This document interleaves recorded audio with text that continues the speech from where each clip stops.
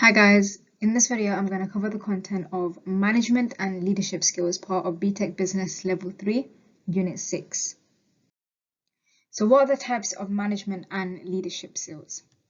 There's setting objectives, motivating, decision making, team building, leading by example, consulting, problem solving, valuing and supporting others, managing conflict, building positive interpersonal relationships, using emotional intelligence, communicating, and providing feedback. Now I'm going to go through each one of them in detail. So, setting objectives.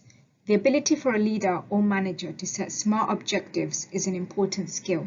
The skills that they need to set smart objectives are problem solving, team working, attention to detail, so paying attention to detail, time management, clear communication, creativity, innovation, diligence, organization, and forecasting, and integrity. Setting objectives. Objectives are set in order to achieve a solution to a problem, improve the processes and systems of a business, and to develop the individuals. Motivating. Managers need to be able to motivate their teams and employees in order to ensure that the work that they are given is done. Managers and leaders should be positive and enthusiastic.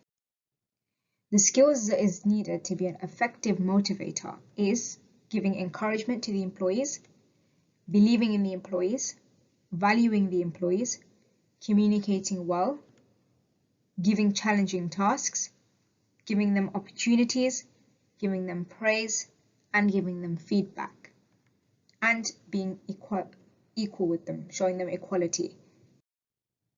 Decision making. The decisions that a manager must make is more complex than the decisions that a leader has to make.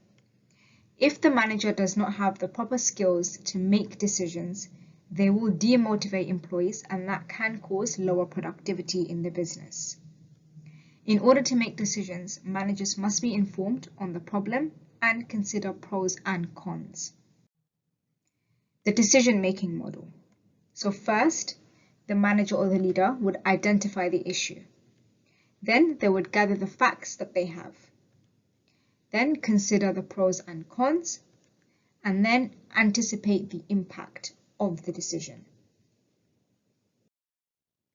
The skills needed for good decision making: problem solving, reasoning, critical thinking, and again showing equality. Team building. Businesses need good team working as it contributes to a successful business. Each member of the team will come together to contribute towards the business and the business's activities. The skills needed to be an effective team builder. Convey the goals of the team, the individual, and the responsibilities. Manage any conflict that arises. Make judgments about the team players and delegate roles accordingly. Trust the team and understand your own traits and behavior and the team's behavior and traits. Leading by example. A successful leader is positive, and they will demonstrate the values of the company. They will act as a role model, and they will encourage those that are below them. And they should be there for employees when any problem in the business arises. Consulting. Managers and leaders need to consult with others to help resolve any issues. They could consult with any internal stakeholders, or they could consult with external stakeholders. Then they will have to make a decision with the information that they have received after the consultation. The skills needed for consultation is communication, good listening skills, and good questioning skills, interpreting information, analyzing, and critical thinking, and also good decision making. Problem solving. Managers need to know how to solve problems to ensure that it does not disrupt the flow of work. The leaders will identify the problems and the managers will then have to find solutions to the problem and solve them. For example, dealing with customer complaints. The skills needed for problem solving: creativity, planning, forecasting, organizing, observing, and listening. Valuing and supporting others. Managers and leaders need to support their employees so that they can empower them. They have to ensure that all staff feel like they are supported and that they are valued by the business. They can do this through incentives, meetings, appraisals. Managing conflict.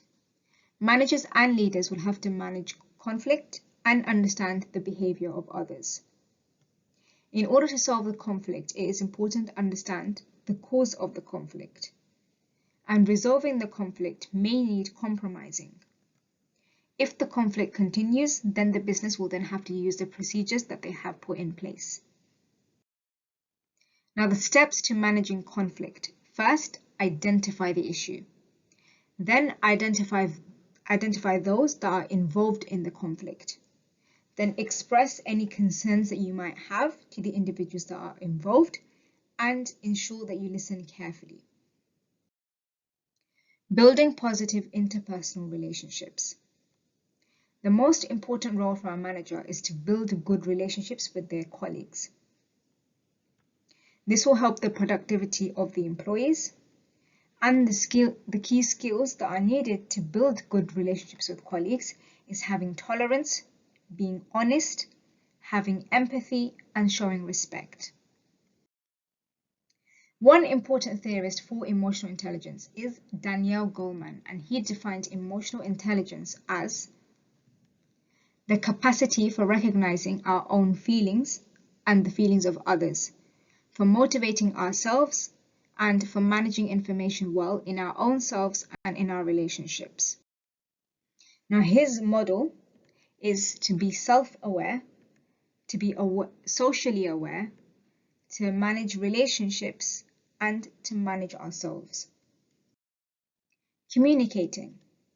Managers must ensure that they are aware of how they are communicating and the tone that they are using based on the situation that they are in.